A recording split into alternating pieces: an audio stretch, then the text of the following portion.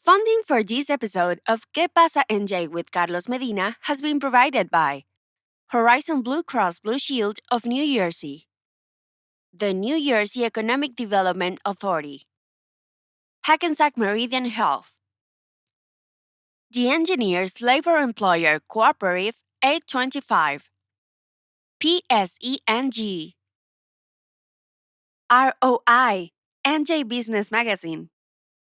Welcome to Qué Pasa, Familia. Today's episode is packed with inspiring conversations featuring influential figures in both film and Broadway.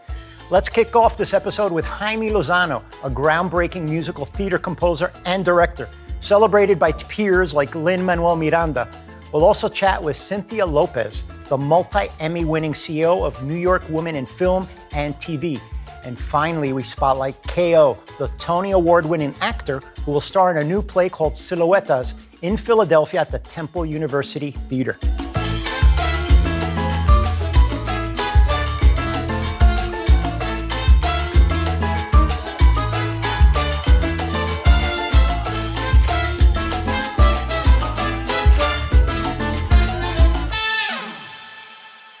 Today, we're thrilled to spotlight Union City's own Jaime Lozano, a visionary musical theater composer and director, hailed as the next big thing on Broadway by Lin-Manuel Miranda.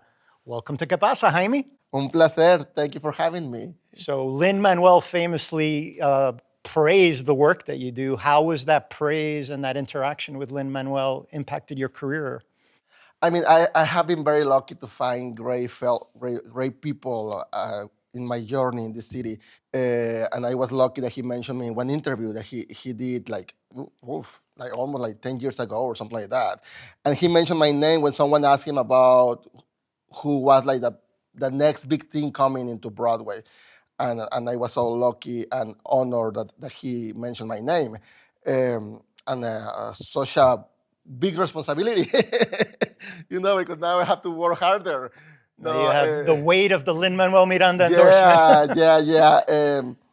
But that's what I love about our community, that it's a community that we support each other, that we lift up each other. And I think that's very important in what we do, because at the end, what I do that is music, that is theater, is something that is very human, We're not working with machines, we're not working with numbers, or we're working with hearts, with minds.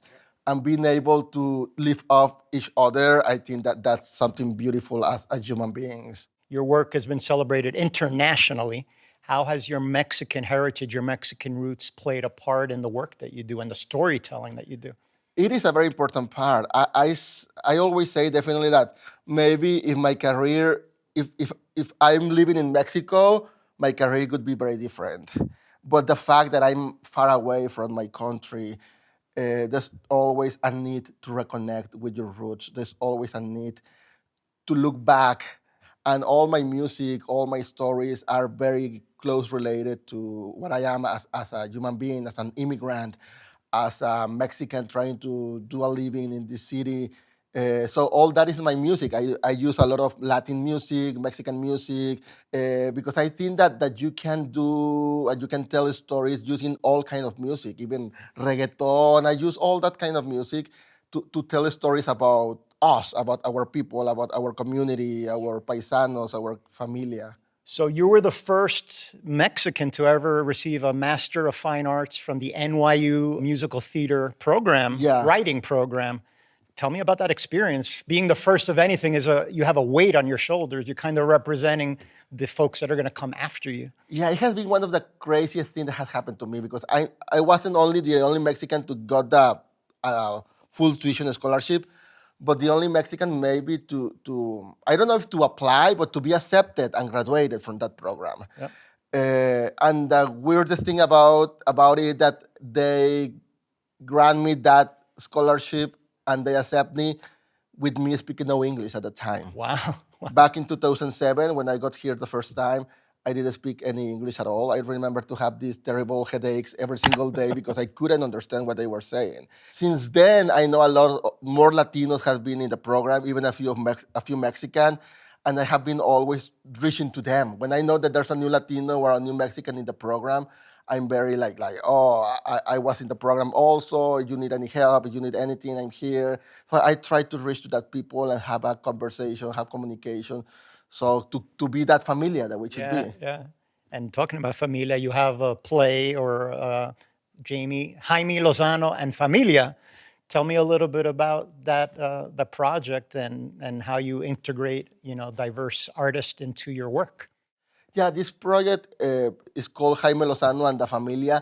And this Familia, the Familia is this group of musicians and Broadway and off-Broadway performers that are like Latinos in some way. Some of them are immigrants as myself, others are like second generation, third generation. And what we do is they sing my songs that are, as I mentioned before, most of them are about this immigrant journey with this Latino music. And we have been performing all around the city in some of the most important venues.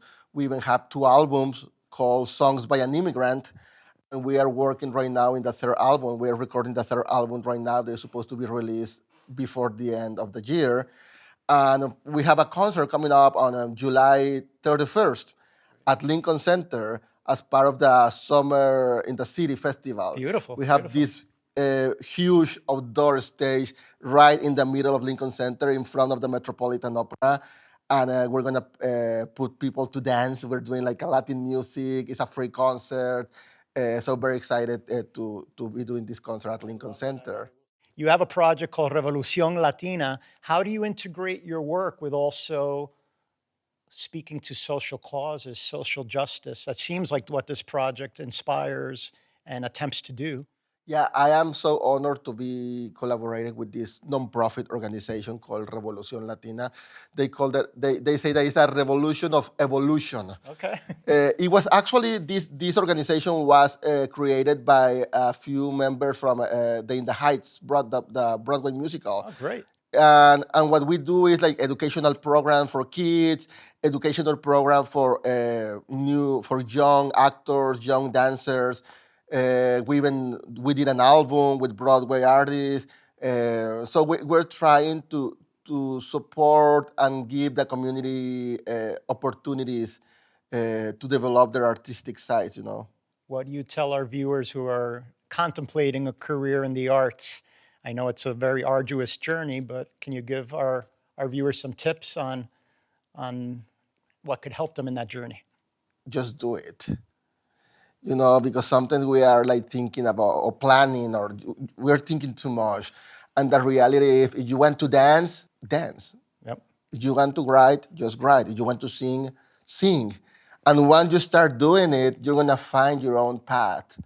But if you still like thinking, oh, I'm gonna do this or that, it's just gonna stay there in your mind. So just go out there and do it. Thank you for joining Qué Pasa, and good luck on the show in July at Lincoln Center. That's very impressive. Muchas gracias. Un placer estar aquí contigo.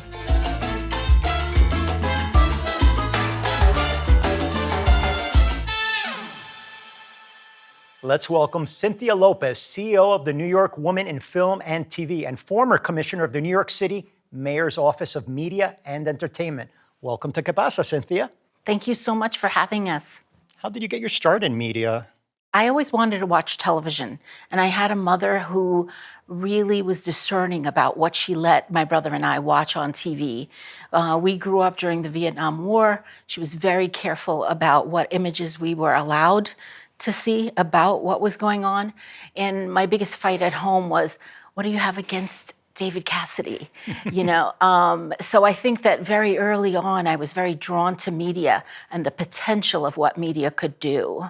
You were part of POV, and during that show, there was something called Diverse Voices Program, which not only offered mentorship, but also offered financial assistance. Tell me about that program and the success of it in making PBS and POV, have more diverse voices. Well, I have to say that's one of the programs I'm very proud to be associated with. We receive funding from the Corporation for Public Broadcasting to select, it was between 4 to 8 filmmakers a year. The funding was between $100,000 to $150,000. $100,000 per project. I have to say, some of the diverse voices that we selected to be on the POV series are now quite renowned independent filmmakers who are doing incredible work. So people like Laura Poitras, Shala Lynch, Michelle Stevenson, these are all sort of Academy nominated, Emmy winners who've gone on to do many, many important things. You know, I know that this program, Qué Pasa, airs on PBS. Yes. And so to me, PBS is about reflecting the diverse voices that exist in the world, right? Yeah. And so to have these women who are now veteran filmmakers have their first, second, third films on POV was quite an accomplishment. And so I often refer to it as a team effort. Now, as CEO of Women in Film and Television, tell me some of the goals of the organization and how that interplay between New York and Jersey being so close together, how it also benefits New Jersey filmmakers and diverse artists. Well, first, I often describe NYWIF, New York Women Film and Television, as we're an association of women who are the working class women of the media and entertainment industry. I often make the clarification, we are not the 1%ers. We are the working class folks, like many of the people here, who are behind the scenes, making what I consider the magic happen. So we are an association of those women. We're one chapter, we're the New York chapter, but there are 50 chapters internationally. Part of what our mission is to ensure that women take their rightful place in the media producing industry. We know there are very few women directors, and even those directors who get national recognition don't usually get the footprint of continuing to work on an ongoing basis and getting the recognition for that. So part of the goals that we set are to, one, recognize excellence and vision, two, do master classes for training and professional development, and three, to bring up the next generation of women filmmakers, media producers, content producers. So those are a couple of our goals. Sure. Tell me, to me, collaboration, especially for an organization such as yours, is key. You've had some major collaborations and partnerships impacting corporations and public media. Tell me, what's your secret to that collaboration and how has it been going for the organization? One partnership that comes to mind, we aired a film that was called Two Towns of Jasper. It was a very devastating documentary, if you will, because it was a look at the dragging death of a man named James Byrd in Jasper, Texas. And the community was very divided, if you will. The white community saw it one way, the black community saw it another way. The filmmakers, one black, one white, went into the community and literally shot two separate films and then went back into the editing suite and created one film, and that's the film that POV aired. And we, a series of us, not just myself, many of us came together and we said, how can we really look at this cautionary piece of information? We know this will not be the last dragging death of a black person in America, but how can we impact and make change? So POV partnered with the Oprah Show. We partnered with Ted Koppel, and we had a week of programming that was dedicated to race in America. And it ended with Ted Koppel doing a town hall in Jasper, Texas, bringing together people in the white community and people in the black community. So many people have said, you know, POV was on the forefront of doing that kind of partnership to make change and impact change. There's been a big push for diversity, both in Hollywood and film and Broadway. How do you feel we're doing? Are we doing enough? Is there progress being made at the end of the day? Is there progress being made in terms of diversity? I think there is. I think the challenge that we have in 2024 is that just getting diverse people to participate in the production, if you will, is not enough. We need diverse people making decisions about who gets opportunities, who gets resources, and who gets distributed. I also think just when it comes to media, as the former commissioner of media and entertainment for New York City, there's just so much more we can be doing. We need to be able to work with corporations and government and hold our government officials accountable to making investments so that we have women writers, so that we have Latina writers. Thank you so much for joining us. You gave us very valuable insight, and thanks for becoming part of the Qué Pasa Familia. Thank you for having New York Women Film and Television. My It was pleasure. a pleasure being here.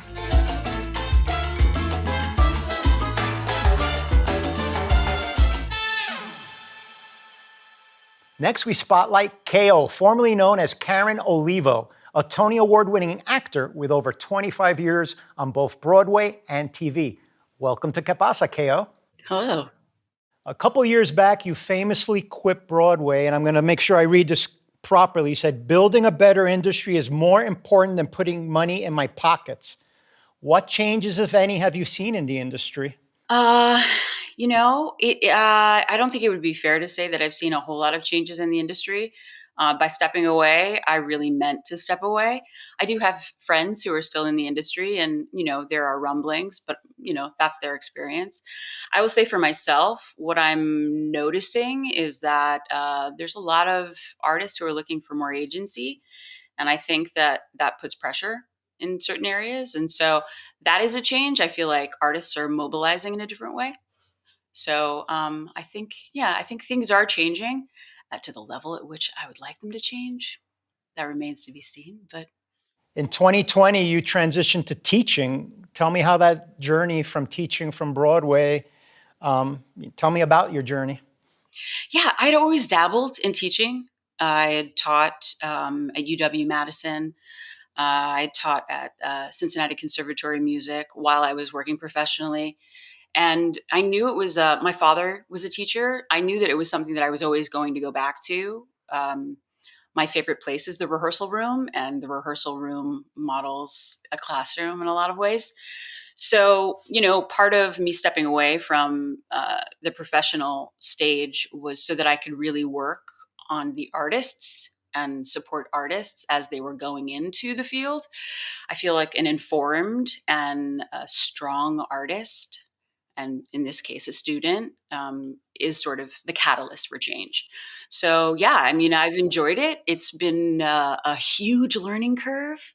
Academia is nothing like the professional world. Lots of systems that I have to navigate. But yeah, I feel like I'm making the change that the foundational change that I wanted to make. And yeah, it's been rewarding and challenging. Tell me about the work you're doing with the Mosaic Training, which I believe you're one of the co-creators of that project. Yeah. So, Mosaic Training Program came out of the pandemic. There are a lot of Broadway centric or Broadway adjacent training programs for high school students that would pop up. And during the summer specifically, students would travel and they'd be able to work with different artists. And what I was noticing was that not only were we all online, but those students who would have been able to be in contact with artists, it was all sort of diminishing. And so a handful of, I think there were 3 of us, we started discussing what it would look like to offer a free training program to students of the global majority that had some form of financial hardship. And it started with me and a handful of friends and colleagues that agreed to come online. And we taught, I want to say the first session was like 8 weeks. And it has been going strong for quite some time. And it's one of the most fulfilling things that I think I've done, primarily because I would have been one of those students. I did not come from any sort of, generational wealth or financial means. And so all of the art training that I received was through community theater or anything that was free. And so, yeah, it's been really rewarding. And they're just so wickedly talented. They are so wonderful. and generous, and all of them are ready to step into spaces where they can change spaces. And representation is so important. So I see many of the organizations that you support and that you feel are valuable, such as Democracy Now!, Pay Equity Standards. Can you share a little bit about that work and what it involves? I'm usually either promoting things that I see that they do online, or Pay Equity Standards is really about making sure that arts workers are being paid not only a living wage but a comparable wage to a lot of the other people that you would see. Historically, creatives, directors, choreographers, composers, they make a very specific thing, and producers take even more on top. And so Pay Equity Standards sort of leans into the fact that anyone who's a part of making art and in the artistic process should be paid accordingly and comparable. And then Democracy Now! Is actually it is a news organization that is online that I find for this period of our history is it is the most, I would say, honest, and it's not media that's filtered, and I don't find a lot of propaganda. And so I support them, and anytime that they talk to a lot of artists, they talk to a lot of writers, specifically about stuff that's happening overseas. So I try to spend as much time as I can listening to those artists. I learn a lot about things that are happening outside. And really, truthfully, as an artist who's also working for change, it's really inspiring to see people other places that are working in these ways. So Ko, tell me how Power Street Theater was able to convince you to be in the play Siluetas and return to the stage. Tell me about that process. I'm an artist and I wanted to keep making art, but for some of the reasons that we already discussed, the professional arena is not really making the change that I wanted. So I found Power Street by way of a workshop that was being done at the O'Neill Theater Center. And when I met the creatives and I met the writers, what I recognized were Power Street is a values-centered theater company. Equitable practices, comparable pay, all of those things are like their central focus. And they're also inside the community, specifically in Philadelphia. And they're working consistently for a very long time. They've been a part of the community. And so those are the kinds of artistic spaces that I want to lend my voice to and that I want to be a part of. Because I feel like that is the area for us to make change. It's not about the money. It's not about awards. It's about filtering all of your art back into the community and also showing what the community is to a broader audience. And Power Street that's the kind of company that is actually doing the work that they say that they're doing. And then on top of it, the piece is fantastic. It's about ancestry and it's about displacement, and they're all really important topics for today's age. And so in terms of an artist who wants to work for social change, I'm actually able to make art and speak about things that need to be spoken about.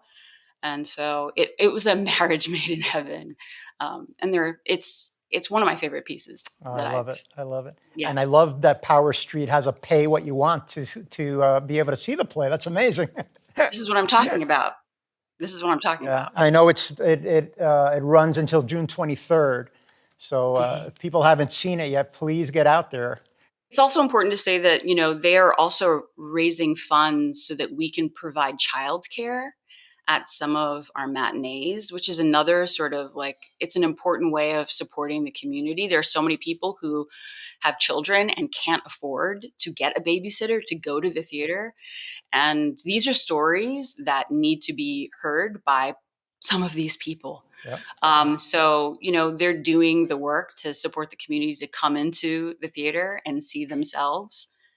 And I think we might still be fundraising. So that's something that people can donate. Yeah, I'm very excited and proud of the work you're doing and proud to have you on Qué Pasa. Thank you for being part of our Familia. Oh, thank you so much for having me. So Familia, that's a wrap on today's episode of Qué Pasa. A big thank you to our guest, and don't forget to follow us on Instagram at Qué Pasa NJ and catch up on our 5 seasons streaming now on pbs.org.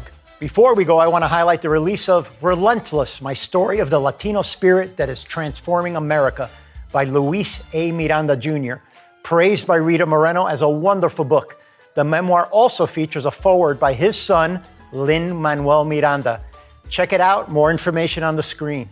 Funding for this episode of Qué Pasa NJ with Carlos Medina has been provided by Horizon Blue Cross Blue Shield of New Jersey, the New Jersey Economic Development Authority, Hackensack Meridian Health, the Engineers Labor Employer Cooperative 825, PSENG, ROI, NJ Business Magazine.